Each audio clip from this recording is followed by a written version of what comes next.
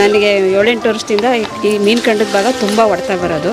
ನಮಗೊಬ್ಬರು ಪರಿಚಯದವರು doctor ಇದ್ದರು. ಅವರು ಒಂದ್ಸಲಿ ಅಲ್ಲಿಗೆ ಹೋಗಿ ಬನ್ನಿ, ಸ್ವಾಮೀಜಿಗಳನ್ನ ಭೇಟಿ ಮಾಡಿ ಹೇಳಿದ್ದಾರೆ, ಹೋಗಿ ಬನ್ನಿ ಕಡಿಮೆ ಆಗ್ಬೋದು, ನಿಮಗೆ ಹುಷಾರಾಗುತ್ತೆ ಅಂತ ಇವರು ಹೇಳಿದರು. ಇದು ಹಾಸ್ಪಿಟ್ಲಿದೆಲ್ಲ ವಾಮಾಚಾರ ಆಗಿದೆ, ತುಂಬ ನೋವು ಅನುಭವಿಸ್ತಿದ್ದೀರಾ, ನಿಮ್ಗೆ ಹಸುವಾಗಲ್ಲ, ತುಂಬ ಮನಸ್ಸಿಗೆ ಜಿಗುಪ್ಸೆ ಆಗಿದೆ, ಪ್ರಾಣ ಕಳ್ಕೊಬೇಕು ಅನ್ನೋ ಮಟ್ಟಕ್ಕೆ ಬಂದುಬಿಟ್ಟಿದ್ದೀರಾ ನೀವು. ಅದು ನನಗೂ ಆ ಥರನೇ ಆಗ್ತಿತ್ತು. ಬಟ್ ನನಗೆ ತುಂಬಾ ಖುಷಿ ಆಗಿದ್ದೇನು ಅಂತಂದರೆ ದಾಟಿಸ್ಕೊಂಡು ಹೋಗಿದ್ದು ಅಷ್ಟೇ. ಅವತ್ತಿಂದ ಟ್ಯಾಬ್ಲೆಟ್ಸ್ ಎಲ್ಲ ನಿಲ್ಲಿಸ್ದೆ ನಾನು.